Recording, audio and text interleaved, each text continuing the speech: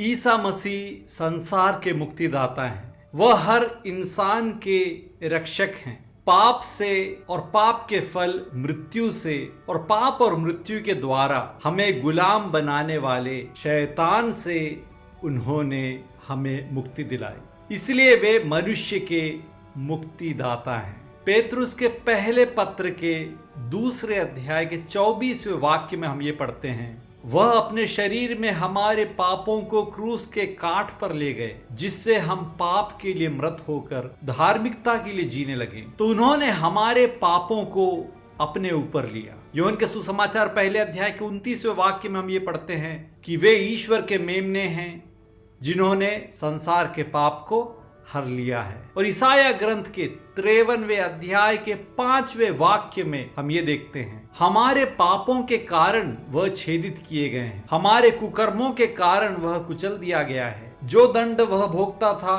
उसके द्वारा हमें शांति मिली है और उसके घावों द्वारा हम भले चंगे हो गए हैं। ईसा मसीह ने हमारे पापों को अपने सिर पर लिया, हमारे कारण उन्हें दुख भोग सहना पड़ा। और 11वें वाक्य में हम ये पढ़ते हैं, उसने दुख सहकर जिन लोगों का धर्म अपने ऊपर लिया था वह उनके पापों से मुक्त करेगा। तो इस प्रकार ईसा मसीह उन्होंने आदम से लेकर हर एक मनुष्य के पाप को अपने सिर पर लिया और हमारी जगह पर दंड भोगते हुए, मृत्यु को स्वीकार करते हुए हमें पापों से मुक्ति दिलाई।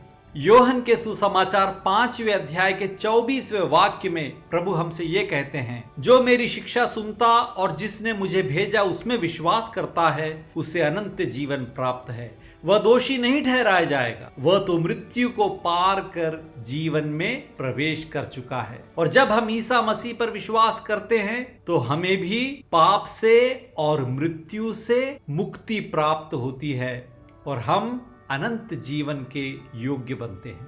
और इस प्रकार पाप से, मृत्यु से और शैतान से हमें मुक्ति दिलाने वाले प्रभु हैं हमारे यीशु मसीह। आए हम उन पर विश्वास करें।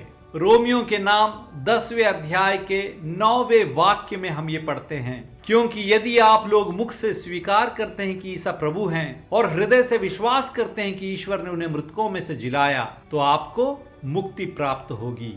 तो देर किस बात की, आए हम अपने मुख से स्वीकार करें कि ईसा ही प्रभु हैं, हमारे मुक्तिदाता हैं, और हृदय से विश्वास करें और दूसरों को भी बताएं कि ईसा मसीह हमारे मुक्तिदाता हैं। ईश्वर आपको अनुग्रहित करें।